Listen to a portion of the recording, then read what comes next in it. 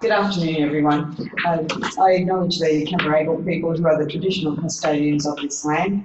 I would also like to pay respect to elders, both past and present, of the Camaragal people and extend that respect to other Aboriginal people present. Well, welcome to our second webinar for 2019. We do apologise. We had a little technical hitch right at the start, and that's being rectified as we speak. But I thought I would just take the opportunity to welcome you all to the second webinar for this year, and I do hope you've had a lovely day at school. You've had a good day, and that's been very productive for you. And we realise we're getting towards the end of the week. You're all very busy, and we do appreciate you joining us for this webinar. We're nearly ready to go. We'll be ready to go in a moment. So Martin's just joining us on screen now. Just before we get started, I'd like to just remind you of a few things. Membership to the Geography Teachers Association, either personal or through your school, is a wonderful opportunity to get access to resources like the video of this webinar. It will go in the members section of the video. So we're happy to provide this as a service to members and non-members, though to gain further access, we would like you to consider being a personal member of GTA, because if you're a personal member, all the information, the 4 voices a year, goes straight to you. And so we don't get lost. Sometimes we appreciate that in the the school network they can get a little bit lost sometimes. So there's great benefits for you: access to all previous journals, activities, lots of HSC information, and also member benefits of reduction on conference fees and that sort of thing. So we'd like you to consider becoming a member. Membership forms are online. Also, the annual conference registrations are now closed, and we have got a large contingent of people. I think we've got over 220 on the first day, and similar again for the second day. So we're delighted that so many of you are able to join us for that conference from all over New South Wales, and I'm sure you will be absolutely delighted with the level of input that you're going to receive there. Also, our webinar program in term 2 is going to be content focused. Water in the World is going to be delivered by Louise Roberts, who's the Education Officer for Water in the World. So a stage 4 focus. The second webinar in term 2 is going to be Louise Swanson, who is Deputy at Leichhardt, and she will be talking about the tundra ecosystem, which will be relevant for stage 5, ecosystems and management, but also have relevance for stage 6, ecosystems at risk, and also stage 4, landforms and landscapes. So we have much on offer at GTA, and there are other conferences coming up during the year as well. We'll be having 2 regional conferences, and more details will be available about that. The first one of those in Kiama at the conference. So we will look forward to seeing you there. Okay. You might notice yes, that there's a little bit of chat going on just while I'm trying to and Martin will get set up for this webinar. So just bear with us for a moment, and we will be with you. Okay. Cool. Yeah. Right, so I'll bring it. Okay. So I'm just going. Yeah, that's right. Excellent. I'm just going to come and join you now, Martin. Thank you. Okay. So we're yeah, we go. So I'm delighted to have Martin Plus here with us today to meet with you and present to you. Martin's going to be talking about a great passion of his, which is local geographies and using the local area for geography inquiry. So Martin, of course, is a long-term member of the Geography Teachers Association of New South Wales, and also the Geographical Society of New South Wales as well. And you've served on that for many, many years. Yeah. And now you've also been a long-time geography teacher, and also now you are Head of Innovation? No, Dean of Learning. Dean of Learning. Yeah, so I'm still teaching Year 10 Geography this year, and we teach an integrated learning unit, which is really essentially geography at the moment, which is really good. Probably remember look at the screen. Yeah, that's what I'm doing. And given our focus today is about SGP and local projects, I thought I'd judge the drive, and I left Pennant Hills at 3 o'clock, plenty of time, and I literally got here with only about 5 minutes to spare. So we're good. We're all here. So local geography. Yeah, local geography. Hello everyone. I believe there's 30 of you here. Is there a way for us through dialogue, through conversation? Yeah. Yes. If you've got questions as we go along, please hit the Q&A button and type in your questions. And about halfway through, we'll stop, and Martin will be able to answer those, and then again at the end. So Michael, joining us in the room is our IT technician, Michael, who's doing a fantastic job here. And we're just going to put Michael's going to get Martin's computer screen, and he's going to share that with you, so we will be able to get underway with the presentation. It's coming up. That's the whole screen. There we are. Yeah, that's great. Now, what I'd like to do, and now I can open up the PowerPoint. Yep. Okay. What I'd like to do, everyone, is if you are on Twitter or if you are on Facebook, I'd like you to use the hashtag GTANSW. So if you have any queries or questions during the presentation, you can also ping me directly if you're on Twitter on @Blue or Twitter, just there, because I want to make this presentation as much as possible as interactive as we can. I have made available all my resources on my personal webpage, martinjones.com, so I hope that's of interest and use to you as well. So, as a starting point, what I'd like to focus on is actually too often we live in low. What I'd like you also to do, is give me a sense of where you are. If you just sort of reply in to say Sharon and sort of give me the sort of, if you're in a country location or a suburb of Sydney, and I might be able to bring in examples that are relevant to your local area, based on my local area as well. So that'd be really great if we could get some feedback from you, whereabouts you're located, where you actually personally potentially live, and your school's location. So, going local and sharing. What I'd like to do is here, that's the summary of the program just there. I have a website that I've had for a few years, martinjones.com. It's got a mixture of three things on it: the runner, thoughts and self-help, and the educator. But over on the right-hand side, the screen's different now. If you go live now to martinjones.com, you will see underneath the Tamworth Conference program an AIS conference link and also a webinar link to all the resources. Some of the resources I've provided overlap with the Tamworth one, but I've specialised for the webinar today. So if you go in there, there's a PowerPoint. There's PowerPoints there, so you may like to go in there, download the PowerPoint so you can see what's coming up and potentially ask some questions as you go along. So that's where I'm starting with for the time being. So, all right, so as I said before, I'd like you to actually use the hashtag GTANSW or contact me directly on Twitter. I may not get back to you now, but if you have any questions at all later on, I will get back to you after the presentation. And I do apologise for the delay, not the time to stay longer if you're having this one. Okay, I can see the next one is this. My first question for you is are you a geographer? Now, from my experience, there's some of you there who might be teaching geography, but you might be a history teacher, or an economics teacher, or a legal studies teacher, or a business studies teacher. My angle is to come in and try and get you inspired to see yourself as a geographer. My background has always been about whether we have an understanding of where we live. So I lived in Stratford, and Stratford was the basis of my honours thesis on the creation of Stratford in the 19th century. It's basically the area of the development. Then I lived at Redfern when I was at university, then Barrel in my first school, then St Ives, Barara, you can't see it on the right-hand side, Galston, and Pennant Hills. They're the suburbs I've lived in, and every time I've been in an area, I've always noticed during my running different things. I've taken photos over the years. I'm completely in my element with the mobile phone these days. Also, as a person who's moved around New South Wales a bit, every time I go to a country town, I will look at places and see what I've learned, how it's shaped over time. I spent 30 years going to Bulahdelah, and I've seen that completely change, particularly now since bypass. Sat down and did old-fashioned residential, commercial, and light industrial maps of the township of Bulahdelah that I was teaching in the class, and then I used that as the case studies.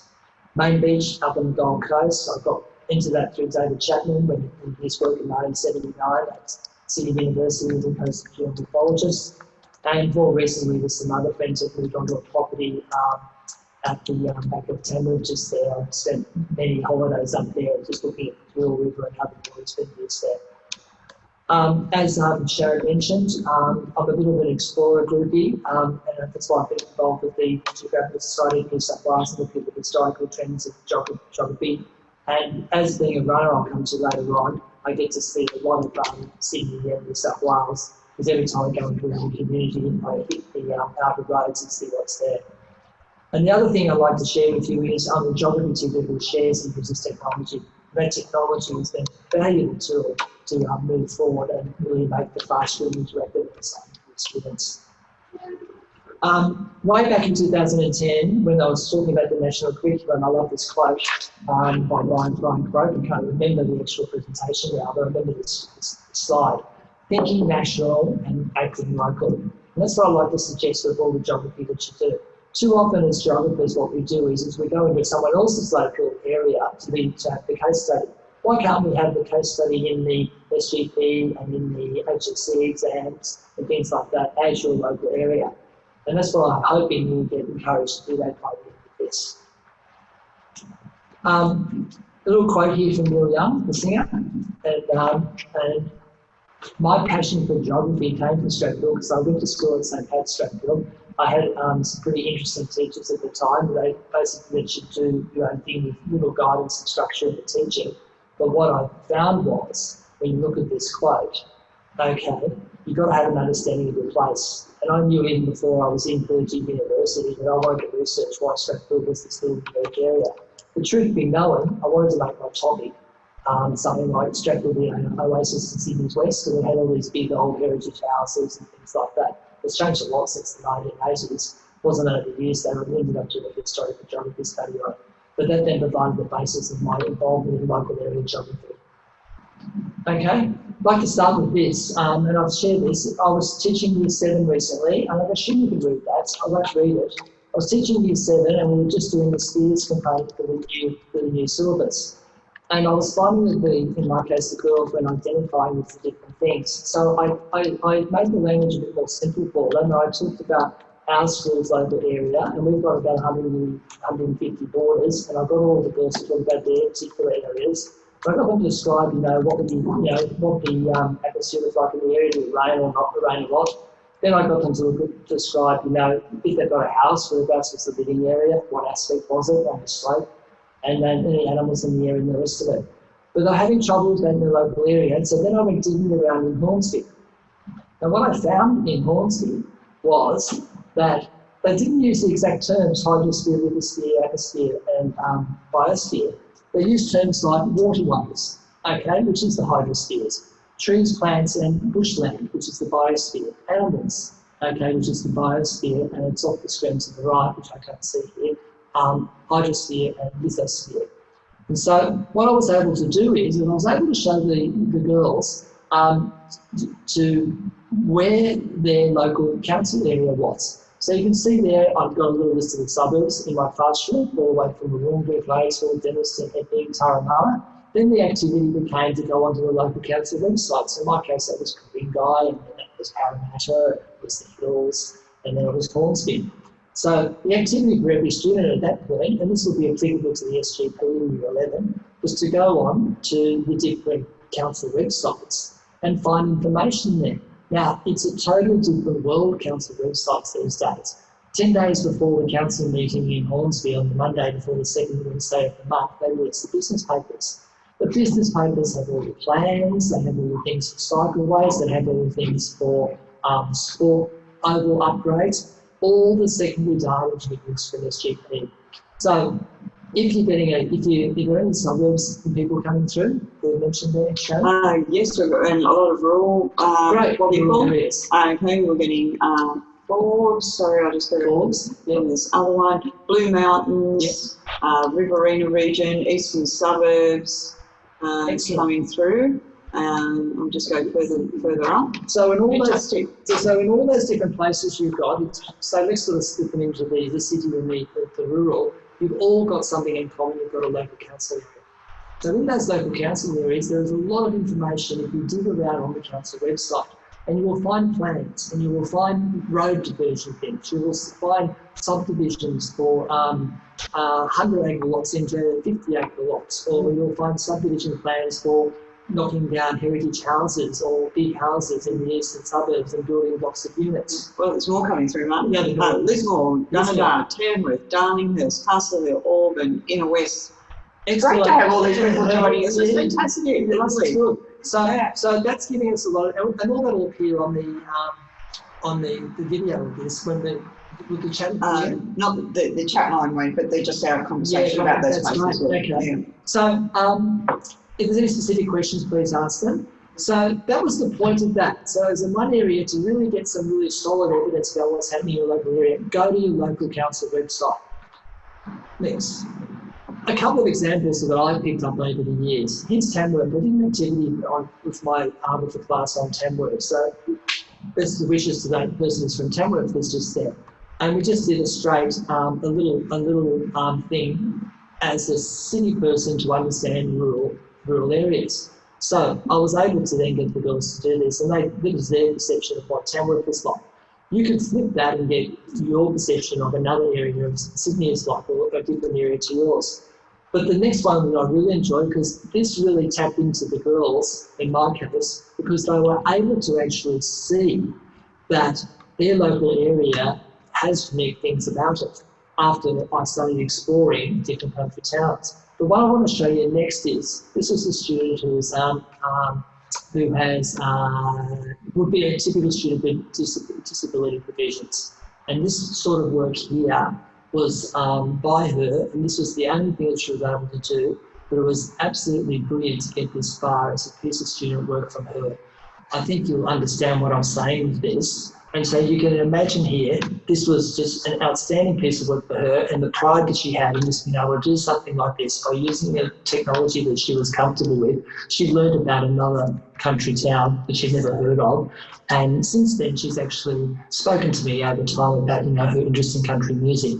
So it's just really interesting, that little simple thing there for a student that basically was just quite simply focused on learning by audio and visual means. So I was really pleased that little one by connecting with the different needs of the different students group. Going to the next slide, you can have a look at here in these different pictures that I've taken over time. If you look basically at these two pictures, I'm going to move my mouse, yes. You can just see over there the vacant block of land just there. This was during the Gold Coast Marathon. I was staying at visiting my parents just there. And if you look up the slide on the right-hand side, you can see the 8-storey apartment that's been built on the same vacant block of land. So my suggestion for you is if you're going to do some research on an area that you know, take your camera out and take into account change over time. You might not recognise the change, but the change will happen if you go back to the same place all the time you take photos. So you can see the people in the marathon running down the bottom there, so it was early in the morning, and that other photos you can see the shades come over onto the beach. So there's a whole lot of things that you could talk about. That particular unit block was very controversial for the local area. I won't say who the owner is, but it's a person or two people who own a very large department store complex in Australia. And it was built on, it's got one apartment per floor, and at that stage it went 4 stories over the prescribed limit. If you move a bit closer to the bottom of the picture, you can see a small house just there, right on the beach, and runs a laneway. So at the end of up near Terra Avenue, the main beach, there's another house on the other side. And that particular one that's just there, they've got a DAU now for a 28-storey apartment block right on the beach. Now, that is a classic study to follow if you're interested, and you only come across that if you get yourself involved in a local area, read the local news and find out what's going on. So every time I go up to the Gold Coast, I take a photo from this balcony, but if you look closely down the bottom, if you swing to the right, I've got other photos when the beach has been completely torn apart, and it's about a 4-metre drop down to the water, and they've had cranes there bringing in huge boulders of sandstone and then putting sand on top of it. You don't see that unless you get those regular photos over time. So that's another great local topic that you can pick up on if you live in that area. Once again, there's a photo of Main Beach. You can see all the, you can see where that's right on the grass verge between Main Beach and Surfers Paradise, and it's in the back straight of the V8 races when they have that in October, just there. And that's another study in itself. If you go there, the whole Gold Coast is completely closed down to the V8. They get everything out of the way when schoolies start about 3 weeks later. So it's a really interesting study from that point of view. But you can see that the rocks they're putting in there, and there's sand all over those rocks now to the tip beach. That raises a whole range of discussions with the students about management. Should it be like this? What's going to happen? What about in the future? So using photos from the local area can lead to really reflective questions and engaging in future management. Yeah, and if you go into any classroom, if you're sort of really keen, where they've been on holidays and where there's been, there's always a couple of students who've been to the Gold Coast. There's a few students who've been to different locations, and once you start to get to know where the students live, then you can get a sense of where you can engage. In fact, I actually know in my classes at the beginning of the year the suburbs that the students live in rather before their names. So I'll go around and I will ask them all their suburbs, and then that becomes my point of contact for discussion. So you live there, okay, you've got freeway going through your place, what's that like? Sort of things, and they tell me about it. So I think that's where you can get real buy-in from the students about their research. Look, I'm not explicitly, I'll just have to give a caveat. I know some of you might be wanting specific things about the SGP. The SGP will essentially be gone as it is in a couple of years with the Australian curriculum. It will be another version, of research. So I just want you to sort of extrapolate the discussion here about how you could get interest in a topic that's relevant to your students. Well, we've got a question just exactly on that, Martin. Stephanie has said that they're using, for their SGP, the students, we are doing a class SGP to help students understand the process of research. Our investigation is on the effectiveness of wastage measures at Cromwell Park. What kind of government documents should we be looking for? So when Cromwell Park. So when teachers are doing SGPs and they're looking for information, secondary sources for their students. So different government. There'll be different government. Well, I'm going to play English now. Where's Cromwell Park? Cromwell Park, I'm not quite sure. So you could give us a opinion about another place that I might know. But essentially, the New South Wales Department of Planning has got lots of good resources. Later on, at the end of my PowerPoint, you skip ahead, you can see some links to those resources that may help. Oh, okay, good. Just there. The local council might sort of say, what was the specific issue? Getting government documents about the effectiveness on waste management. All right. The trick there is to get into the government websites. From what I can see, is they officially have to make public available the documents, but the trick is burrowing down the right rabbit hole. Because some of the documents they want really public, and the others they just want to say they're there, and if you can find them. So I would suggest you dig around in the official government environment and waste portfolio, which I don't know what it is. And the EPA. Definitely. The Environmental Protection Authority, they would probably have some information as well as the local government. But I think that organisation may have documents to help in that regard as well. But I'll make a note of that. And what I would do is Stephanie wants to get in contact with me through Twitter or martinpills.com, or my mobile number is easy to remember. It's 044 running. I'm happy for you to text me 044 running, and I'll reply as soon as I can. Okay, so thank you, Stephanie.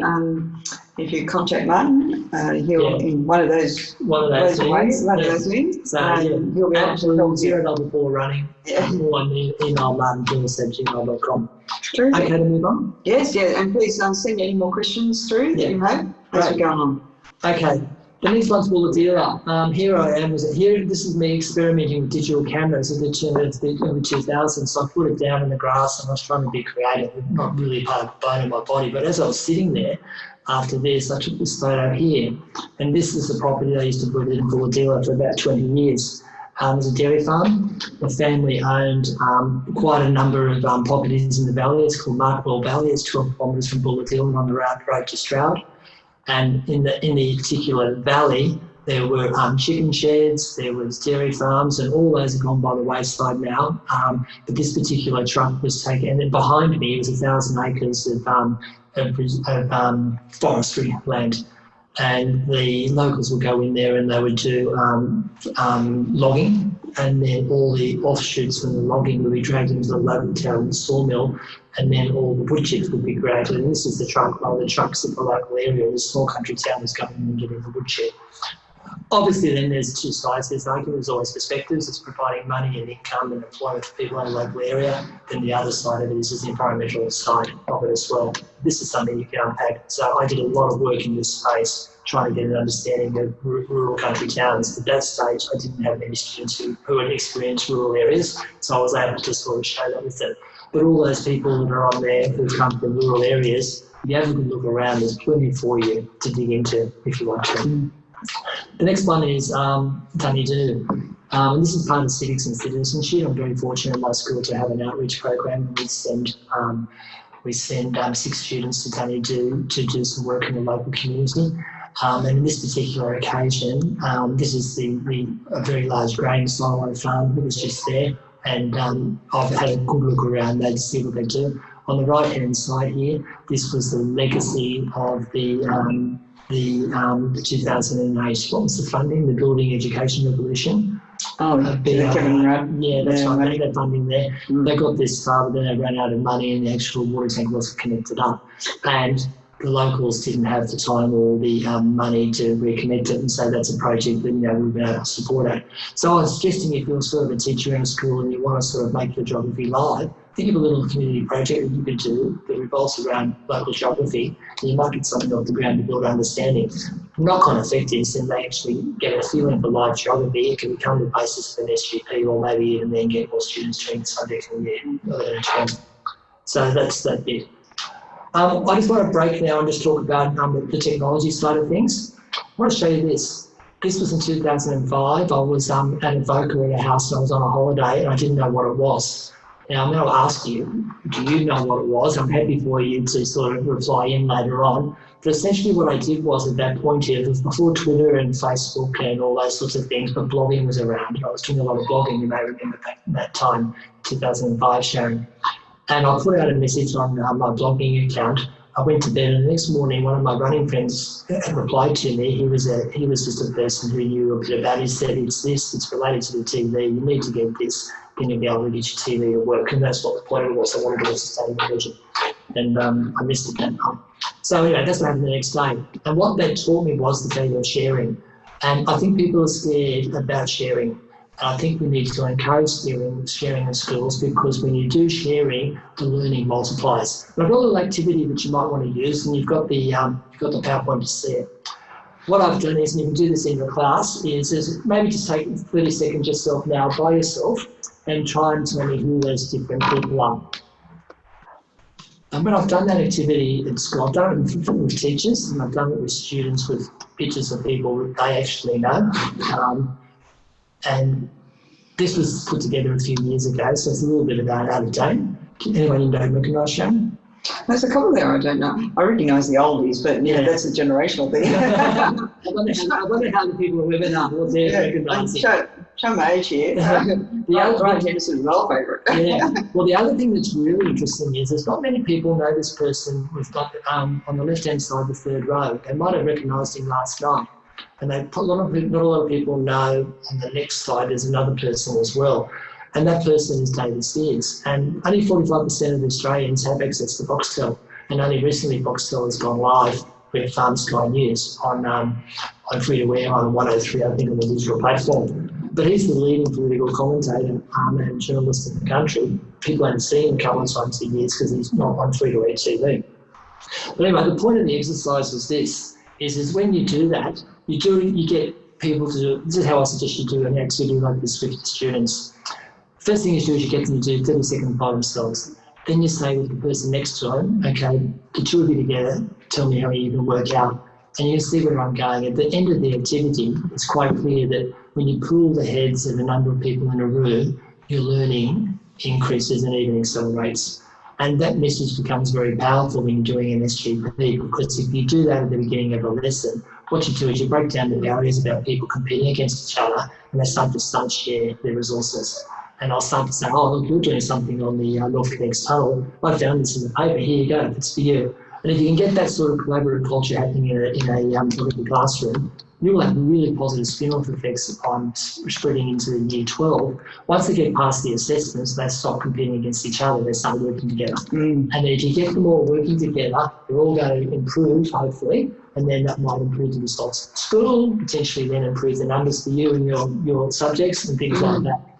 You can do this a number of ways. You can do pictures of different people at different times. Anyone in particular want to know who's there? You don't know? Oh, yes. Anyone got anyone there that they don't recognise and would like to know? So just send it through. For you, is anyone there you don't know?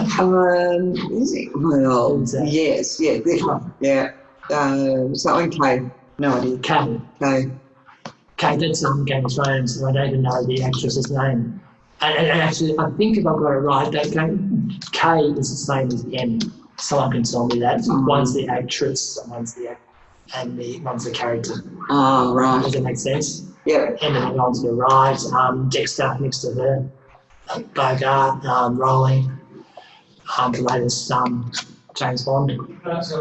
Up top, yeah. Very young Bill Shorten. Yeah, young Bill Shorten. Okay, that's the point of that. Then hopefully you get a sense of the importance of sharing. This one here, I went down. My wife plays tennis, and for the first time in our life, we were able to go to the tennis. So we moved the tennis to into January, and no one can get there. Have a look closely at this. I was standing there, the tide was up, and I saw these flat boats, and I had no idea what they were there for. So I had a look at that, and then I looked really closely. You see the photos on the right, they were coming through in stages. Once again, it's all about the sharing side of things. I put a post up on Facebook in January in that particular year. I wonder if the Yarra is tidal or is there a weir downstream? There's not much room. I just made that comment. Hashtag Geography. Then I got some replies. But a lot of my running things have been hot in here. A lot of my running friends there, Greg, and he said, look, it's tidal, but it's also it's rained a fair bit. There's an upstream weir at Digital Falls and in Clifton Hill to ensure the city doesn't flood. What you see is pretty common. And then there's a few friends having a bit of fun. We were staying on Great Island, and then my friend Andy from South Island, New Zealand, who's my font of information about what's happening in Christchurch with the earlier disaster a few years ago. So that sharing enabled me to improve my geographical understanding, and that really just helped me understand that. And I've shared that example in relation to the hydrosphere and lithosphere and that picture. And if you look really closely at my big picture there, you can't see it, but there's a person just at the back just there, and he's standing up there telling everyone to duck. So they don't get their head sick going through the tunnel. So that was pretty cool to see that live, and that just piqued my interest. Does that unleash the geography in you? Do you see this sort of thing when we're walking around in the city or places like that? That's what we need to engender in our students. So, a little bit of a summary. Find a geographical issue that you're passionate about. Tell your story about it. Link it to the passions and then to the SGP topic. And my story is about homelessness. So I'd like to go into a bit there now. How are we going for time? Yeah, good. Yeah, quarter two. Yeah. I think like that in the SGP, just getting them to do something very local and just honing in on it. It doesn't have to be a huge suburb. It's just a street or a small park or on there, with our borders. I always like to encourage them to do something at home. Definitely. Because they get great stories from their dad, their mum, their grandparents about the history of the property and just the management strategies you're using, just on a small part of it.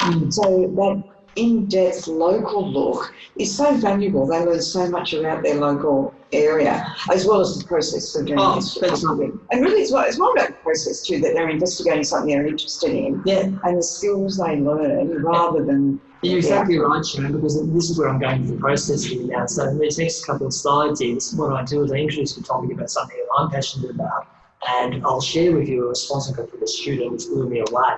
And this is where I get them engaged in the local thing. It's simple, it's nice and local, it's tight, and the rest of it. So on one of my walks and one of my runs, I was coming down the stairs at Hornsby, and you can see here there's a bit of an area clear side where there's a homeless person. He's on the bottom right-hand side just there. I'll accelerate through the story. With some guilt, I stopped and I took a photo of that and just went on. 2 months later, I was there. I went back to the same spot, and you can see that they've cleared. They've basically put a cage around that spot where that person was living.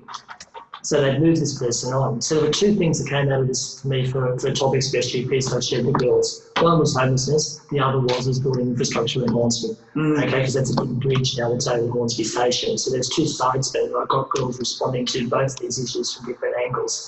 And then from that, the girls were able to identify with other things in their local area because they were opening their eyes to things. So then the next slide was this. About 3 months later, there's a story about a homeless woman who died in Hornsby due to the extreme cold weather. So I was able to draw the thread together, and this was once again on one of my running trails I run on in Hornsby, so I knew exactly where this poor lady died. It wasn't the person in the earlier photo, but by drawing together 3 different photos and research, this sort of evolved in 2016 into an approach that I adopted in 2016-17 for my SGP. So then I got a lot of buy-in from students about the homelessness, and so that was really interesting. So then what happened was, one night, I was really quite passionate about it, and I did a Facebook post. Went to bed, didn't think too much, but I just wanted to repair the world, and I just told the story like this on Facebook. Got up the next morning, and I had something like 63 comments on it. I've been involved in social media for a long time, as you probably know, Sharon. Interestingly, it's really people on Twitter. It's really interesting. That's cool. Try hashtag GTA in the study on Facebook if you want. Because no one's contributing to Twitter. They're probably scared of the sort of the world. But if you're on Facebook or Instagram, try GTA and study hashtag there, and I'll look for you there as well. Anyway, you can see here that people are connecting to me on this, but what was really significant was this. Look at Scott down here. This is a public forum, so I haven't hid their names, so I'm not worried about this. Here, he said, Homeless New South Wales, get in contact with Catherine Noonan. She's the CEO. But if you look very closely a bit further, that response came in at 8:07 a.m. But Scott up here, he spotted it at 7:29. So he actually sat on it for 40 minutes. He thought this is significant, so he came in with that. He thought about it and he shared with me that. That inspired me then to get involved with the local council, and I've been going to local council meetings every second Wednesday since December 2015. And I went to the council and I found they had a subcommittee on homelessness. So I went and met the chair of the subcommittee and I got more information about homelessness in the area. So I explored this whole story with my students. So I kept on going with that. I must say I've got them there. So there's some of the other comments I got, and you'll see those later on. Okay. And then then what came out of that as an aside, I ended up doing a little presentation, a school-related thing as well, which is a project from the point of view of the SGP that got all the girls in. And here I continued to go back. So now I've got a whole series of photos of the complete infrastructure side of what happened with this. And there have been students who've latched onto this about infrastructure in Hornsby. So, and Martin, I think you just really zeroed in on a key thing that we really want to come out of the SGP, that the students go through this process, they're researching and they're motivated to act. Geography is really about being engaged, involved, and then being a citizen that will get involved and act on something. Exactly. And that's what we love to see. As an aside, your students you can put your students' SGPs in the Arthur Phillip fieldwork competition, which we had like 180 entries this year across a variety of categories.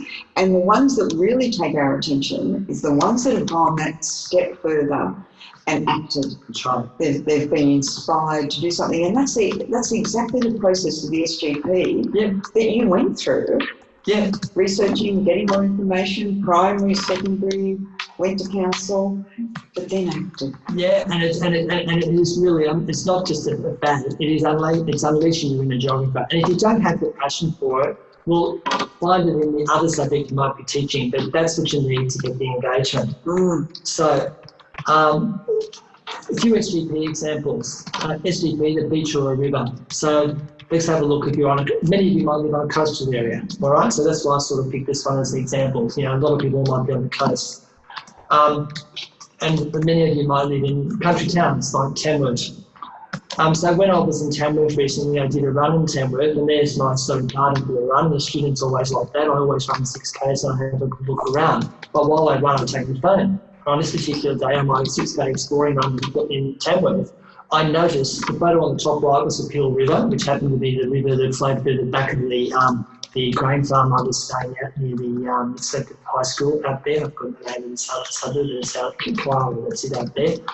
And on the bottom left-hand side, you don't pay much attention to that. There's a lovely street tracking on the left-hand the Pill River's on the left, but a little bit further over, there are hundreds of trees with fruit bats in it.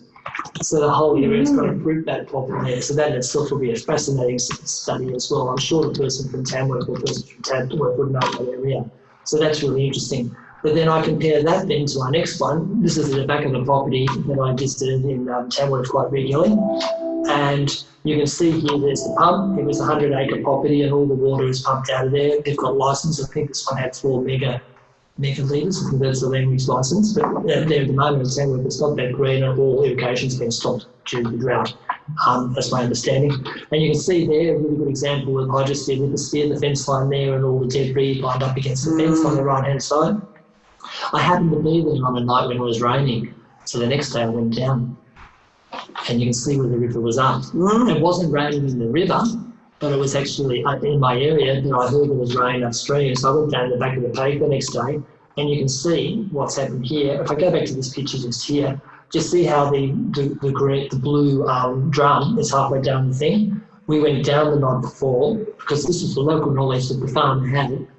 He said, we're not getting rain here, but it's raining upstream. I'm just like pull that pump right up the top. We'll be down in the Peel River in Tamworth in about 3 hours. So we actually went down and I helped him and he pulled that right up to the top of the thing. You can see there, you can see how high the water is. If you look at the tree that's just there, you can see the bee in the tree on the right and the trees on the left, the branches cut. You can see where it completely disappeared from the picture. So that was a great example of live active geography. Okay, so there's that side of it there. Avoca Beach. These pictures aren't mine. I apologise for that, and I can't find the source stuff on Facebook because I'm pretty truthful to sourcing. The rest of the photos are mine. You can see here, right on the point of Avoca Beach, what happened here in the storm. The sand wall was there, and all that sort of stuff. It's pretty clear cut if you're in a coastal area and you want to look at, coastal deposition, coastal erosion, and things like that. And those sort of pictures really make it live. Then, of course, that made me explore. This is Avoca Beach in 1915. So quite essentially, if you look way down there, I went exploring around with my mouse going just there. It was where that previous photo was, just there. So you can see Avoca Beach, and that really gives you a real sense of change over time. And they're those key geography questions, aren't they? What is it? Where is it? What did it used to be like? What's it like now? Should it be like this? And just by using the local area and some photographs, you can pull it all together. And so then I spent many years, I'm very fortunate to be able to go to Avoca when I want to. And what I have here then is, I was running on the beach, in just January. You can see those apartments up Cliff Road at Avoca Beach. They're right on the edge if you look very closely of the escarpment just there.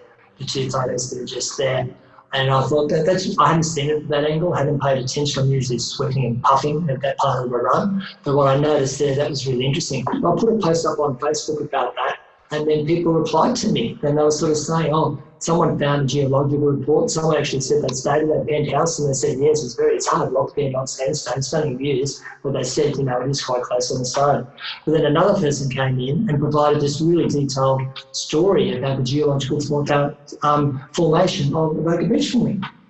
Sharing. Sure. It's just knowledge. Absolutely, and fully referenced. It was absolutely fantastic. And once again, I share that with my students. So you can see I'm really going down the path of getting that passion there to get the project moving. Next one, local council and local languages. Any questions before we go into that? Anything else there? Stephanie replied to us, Peter replied, that Cromwell Park is near Melbourne. Oh, right. Okay. So there's a lot of stuff there you can get on that whole Larkhill side and the rest of the place there. The council there, that whole big stuff. Council records and then trial those other government records as well. Definitely. Sorry for my ignorance, everyone. Learn something and share. Anything else? Okay, yes, so here's another one. I don't live in the area of the school, so I'm not on top of the issues in the area. This makes it harder for me to search ideas for SGP. I was only saying today about choosing something they are passionate about, but some are either clueless or unaware of anything. But these issues, like Avoca, are great, but not practical for students who stretch from Liverpool to Cairns with my class. Any advice on directing? This is from Peter. Peter, where it is, works.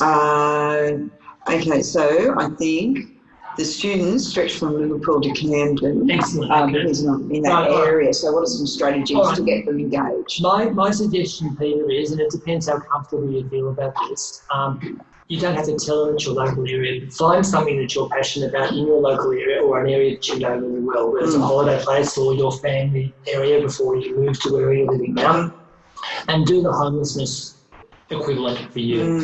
And then what you do then is you actually put the girls into groups. I'll probably try the approach of what suburbs or suburbs of that area. I used to live in Liverpool. The house I lived in Castle Ray Street is now a 10-storey apartment block, so I know exactly that area you're talking about. And I recently went there to have a look at where my old Fibro house was. So you can get the different scenarios there, and then you get the kids pulled together. There's so much happening in that space, okay, with the airport. All right, there's so much happening in that space with the strip retail areas that still exist in that area. There's so much happening in the space with the Georges River. I think if you sort of break it down, Peter, if you break it down, Peter, into the different things, think, what is it about the water, the hydrosphere, see if they're interested. If they're not interested, move on. What is it about the land, the lithosphere? If they're not interested, move on. What is it about the atmosphere? If they're a bit hard to be, if there's any pollution. And what is it about, the biosphere in the area? But that's one aspect of the SGP. Then you can go down that whole path, seeing if there's any interest about traffic congestion. If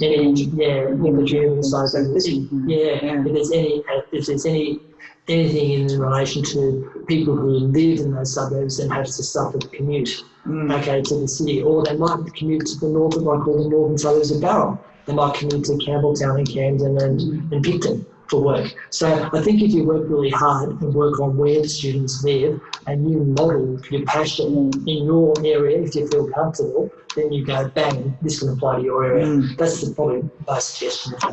I think modelling those responses and putting it in a personal context helps students connect as well. And then I would also suggest the students bring in the local paper. Oh, yes, definitely. Their local paper that they get thrown on their front lawn, bring those in and let's have a look at, get them in groups. What are the issues in that local paper? What are the issues here? Because they're full of those local issues. And the local papers are all online, so you can just go file, print, PDF, and verbal. I must admit, I do subscribe if you want some resources.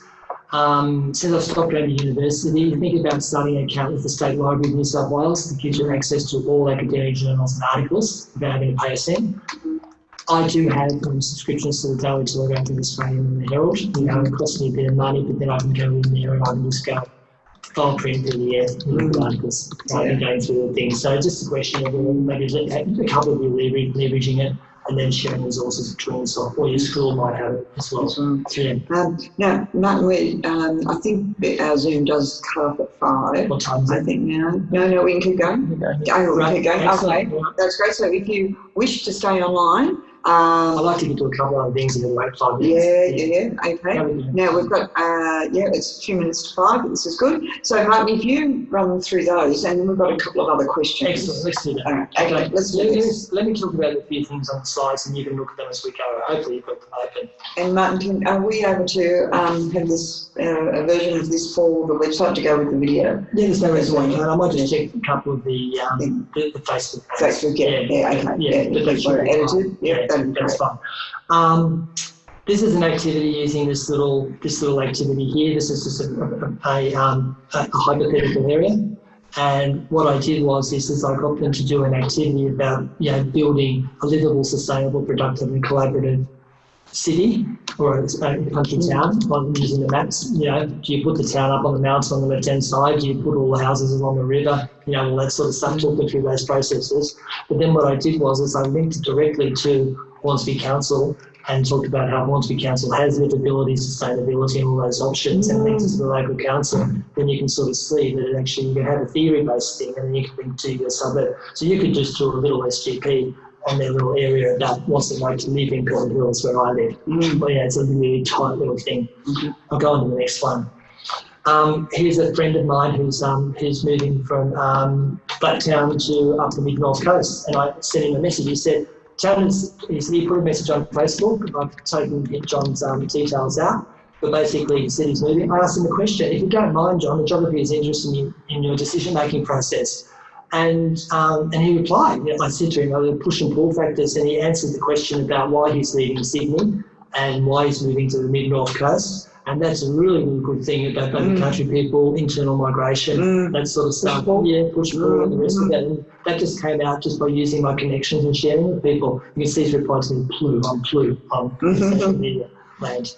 So you can see there, and he got lots of comments on that, and he made the effort to reply to me. So that's another example where you never know where you're going to find information. This one's really interesting. I got into this at Hornsby Council. This is a local member who's the Ward A councillor for Hornsby up in Barara, and there's an RSL club there. But the RSL club is a mixture of land owned by the RSL club, Crown land and Hornsby land. And you can see by that picture, no one's maintaining the roads. It's been going since 1989. No one's putting their hand up to fix it. And he's been pushing hard to get this across the line. And so who's responsible for fixing it? And this is a great little tiny SGP. And I went back there a few weeks ago and I took some photos. And you can see my feet on the left-hand side. You can see the drains going on behind the car park. All that grass area is sludgy. If you look on the right-hand side, you can see where my feet went into the area. So that was just a great study about lithosphere and hydrosphere and land use around the area and perspectives and people's responsibilities and things. So I was sharing that one. It's particularly research I suppose about 2 weeks ago. About an issue in Barara, and I've got students living in Barara. Peter, that's another thing. Maybe you need to go out and about in the suburb and take some photos. Spend an afternoon or a Saturday zipping around different suburbs. That's what I would possibly do as well. Then you can see this is the car park up the top of the hill from it. It's not working very well. The other thing is we had the storms in Barara in the last holidays, so we quickly looked around and got photos. You can see all the tarpaulins on the houses on the right hand side just there. The issue with that has become is that the insurances, everyone's insured, but the problem is if you've got a tarp on your place, your place is not going to be fixed for 6 months because they've got you to a livable state. So a lot of the people are waiting 6 to 8 months. The level of destruction here is quite amazing. And then here, this is the Hornsby Quarry, where all the fill from the North Connects tunnel has gone into the quarry to basically build it up at 50, 60, 70 metres so the sides don't fall in, and it's going to be become a parkland, a cycle park. It's a rehabilitation project. Rehabilitation project, so that's in my area as well. With the SGP, when it comes to doing the SGP, I spend a lot of time where I actually got the girls to actually talk about their things, and then I go to the prop in red to give them examples of how to, this particular student got back to me and said, I've got 4 topics from Canberra, and we discussed which of those 4 topics are the most useful potentially. So have a look at that. I really strongly suggest you have that sort of dialogue with your students. It's very important when doing SGP to teach concepts, and when you talk about the idea of consequences, for example, I did an activity where I broke consequences into positive and negative, and also scale, local, regional, national and international, and over time, short-term, mid-term and long-term. So basically, you can say traffic problems in Hornsby have been solved by the North Connects, but it's negative because there's a toll there, and it's negative for people who've got a freeway going underneath their house, like me. I've got 150 metres underneath me. Right. Okay, I can hear them for the last 18 months. Drill. Okay, and I'm directly, and I actually have had cracks in my house, and I've had them come in and take photos. So I'm actually living live geography when it comes to the North Connects tunnel. And I'm pretty high up in terms of distance from the tunnel. So that's a great study, and I always share that story with the students as well. Then you've got students with different abilities. That's a student's one. Then there's a student there who used OneNote to scribble it out like that. There's another student who did the same thing for courses on their initiative, not me. So that was something that helped them. Just briefly, I want to run around Sydney. I have 2 rules. It's probably more than a marathon, and I've got to be connected to different parts. But in the different runs I've done so far, this was the run I did from recently from Pennant Hills to Manly.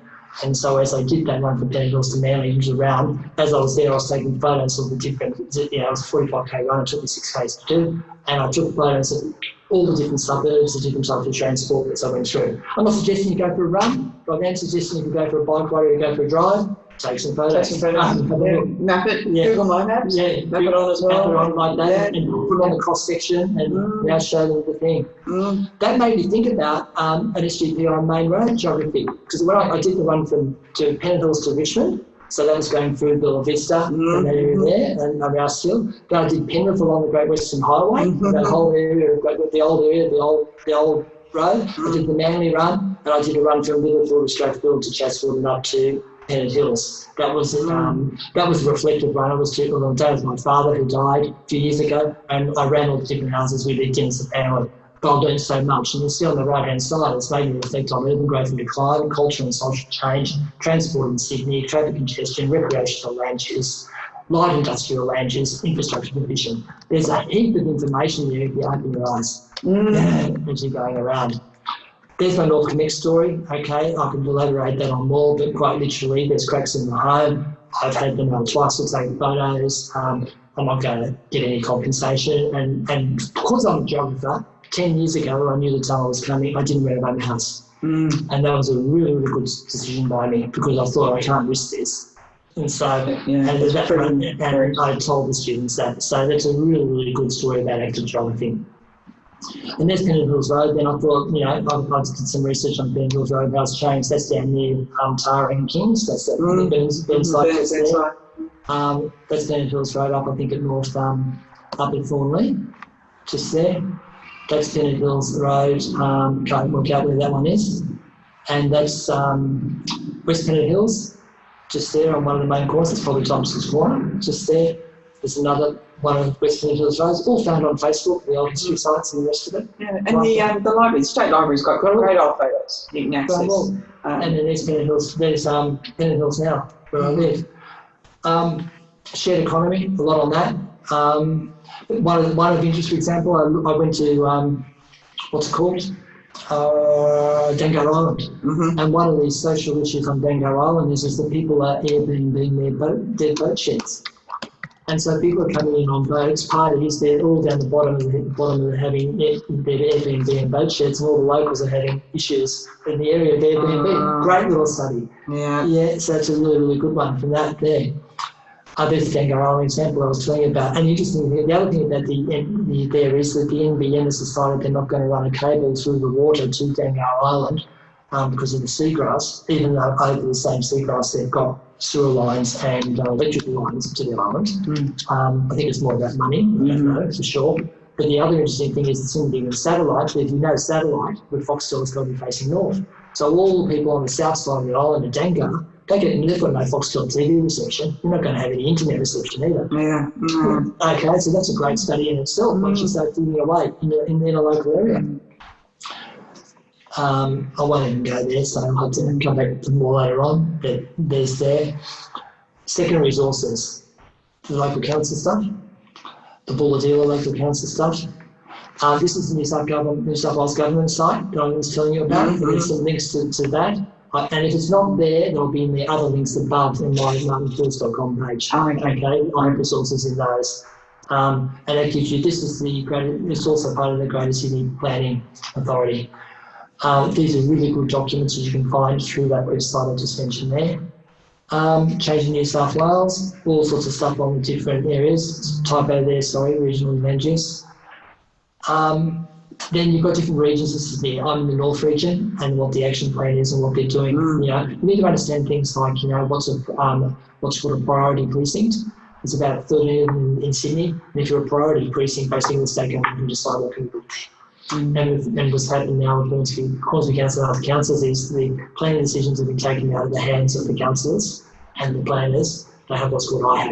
And IHAP uses basically an independent hearing assessment panel, and they decide what developments occur in a local area. Okay, so it's not the council. No.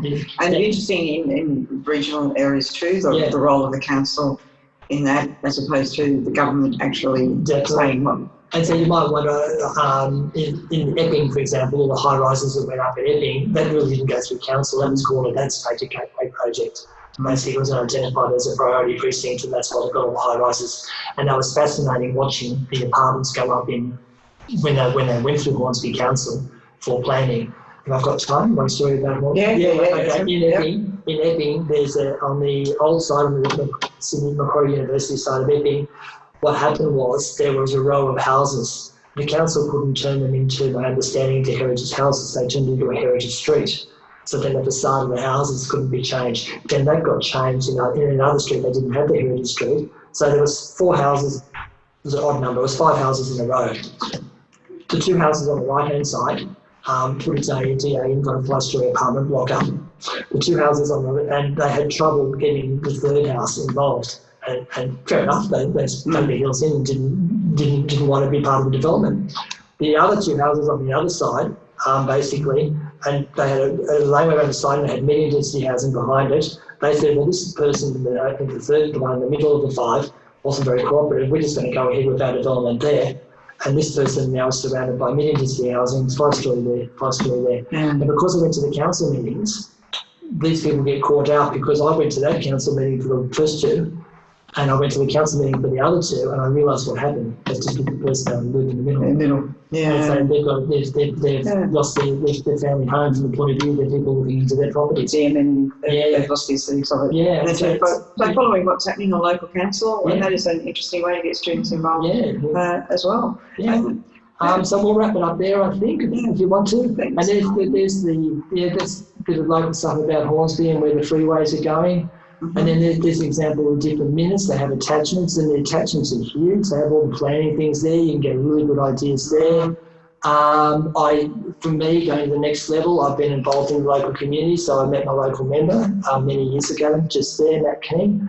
And we worked with him and another local member, David Tudorhope, and we got $5 million to build a cycle path from Tennant Hills to Epping. And it's more action. More action like that. It hasn't happened yet, but the money's been spent. Then there's a whole pile of things there, going through. So I don't know what time it's now. Thanks, Mark. I think there's been a great range of ideas about how engaging. You've not only engaged in one local area, you've engaged in many local areas through your connections over time and sport, and so there's lots of opportunities there. Okay, any questions here? No, I think there's been a question about, someone made a suggestion, and the student said you're doing a class SGP topic. So someone was wondering, is that a good idea? Is it good to model one first of all, and they can do it maybe in the younger years, they do a similar one and model it, and I think it is. I guess there's a couple of things that play into that. One would be the size of the class. The other would be the ability range of the class. The other would be is the availability of resources around the topic, because you might get a lot of similar things. You could do it slightly from a thematic point of view. You could sort of say, okay, we're going to do a biophysical SGP in 2019, and 3 are going to do biosphere, 3 are going to do lithosphere, something like that in your local area. Probably I would be not inclined, but I understand why you would do that if you're still starting out, because it's pretty full on getting people. It's labour intensive. If you want it to go well, you spend a lot of time talking to people.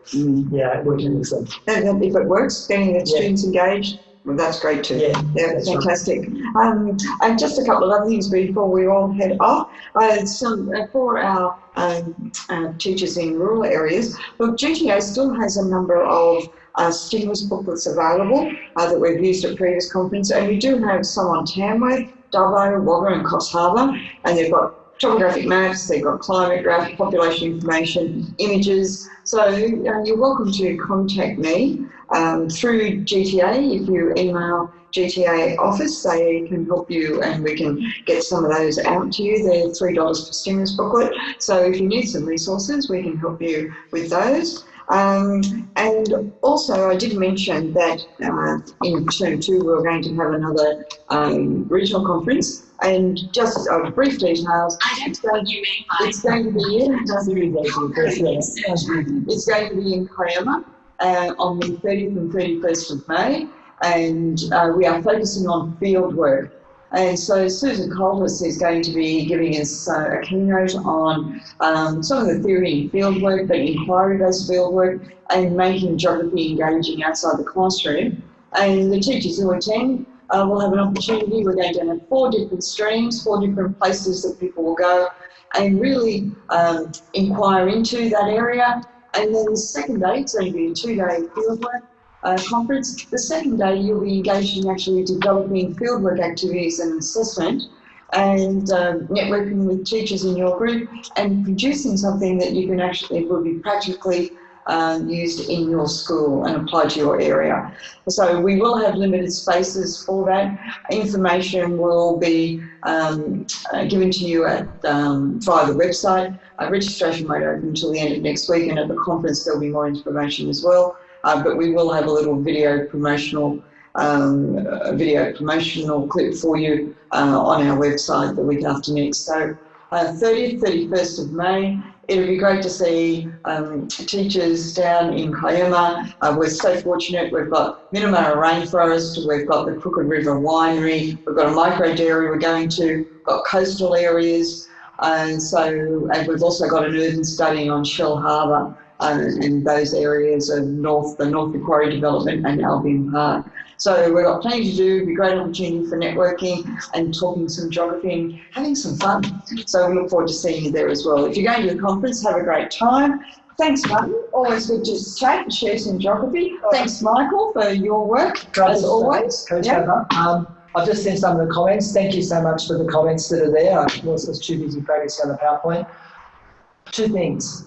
I can see clearly that a lot of you are not engaging at the moment with social media. I think it's really important to work with each other and connect with each other. So if you can just get yourself onto Facebook, I just looked on Facebook, I didn't see any GTA NSW hashtags, I didn't see any on Twitter. Perfectly okay, but if you are on that space, don't be shy, because if you start connecting with people, it'll really just help you so much, particularly those schools in remote areas, because we can help each other by doing it. The second thing is as well, I will leave all my resources on my page for a while, but not indefinitely, so feel free to grab what you want to grab just there, and I will make a more streamlined version of it to go on the GTA site. So that's sort of to your benefit because you've been part of the webinar, okay? And then the third thing is, if you have any questions at all, please contact me, 044 running, @Blue on Twitter, or Martin Lewis at Gmail. Hope you enjoy the rest of your evening, and hopefully you'll have your geographer unleashed and you can get your students involved as well. Yep. And if not Martin, you can always contact me on Twitter and Sharon P. McLean, so you're welcome there, or go through the PTC or GTA website as well to contact us. Great spending time with you. Safe travels home, take care, and enjoy teaching geography. See you soon. Bye.